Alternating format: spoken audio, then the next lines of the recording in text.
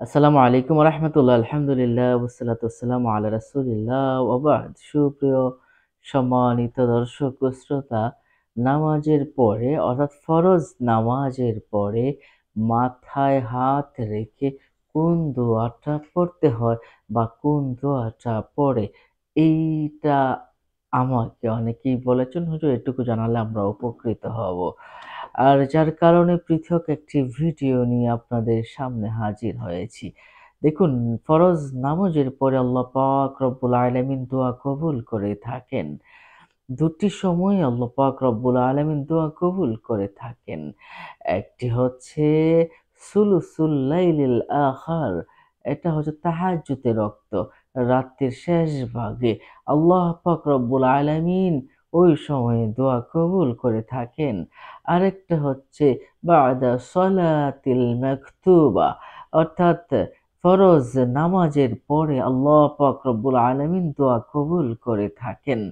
কিন্তু ফরজ নামাজের দোয়ার সাথে সাথে আরেকটি দোয়া মাথায় হাত রেখে রাসূল করিম সাল্লাল্লাহু আলাইহি ওয়াসাল্লাম থেকে পাওয়া যায়, তিনি এই আমলটা করতেন এবং হাদিস শরীফে রয়েছে। আসুন আমরা হাদিস শরীফটা জেনে নেই।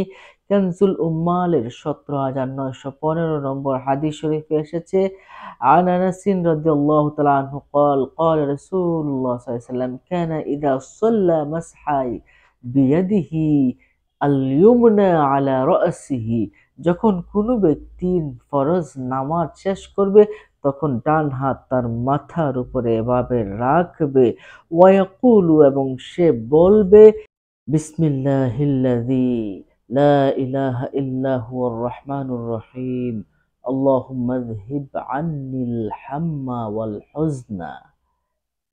অথবা এভাবেও পড়তে পারেন বিসমিল্লাহিল্লাযী লা ইলাহা ইল্লা হুয়ার রহমানুর রহিম আল্লাহুম্মা আযহিব আন্নিল হাম্মা ওয়াল হাযানা। আপনার যেভাবে সহজ মনে হবে এভাবে আপনি ৩ বার আপনি পড়বেন এই দোয়াটা।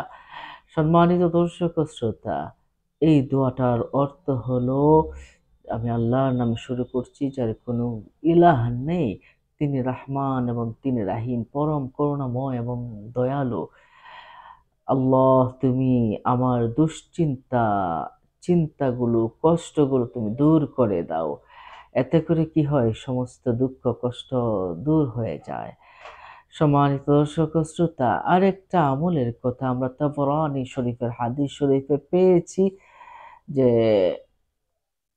ডান হাত মাথার উপরে রেখে আপনি যদি ইয়া কাউইয়ু যদি আপনি ১১ বার পাঠ করেন, ইনশাআল্লাহ আল্লাহ পাক রব্বুল আলামিন এর উসিলায় স্মরণ শক্তি বৃদ্ধি করে দিবে। সুবহানাল্লাহ।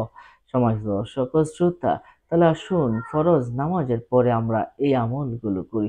অন্য মুমিন মুসলমান ভাই ভিডিও পেতে সাবস্ক্রাইব করে আমাদের সাথেই থাকুন।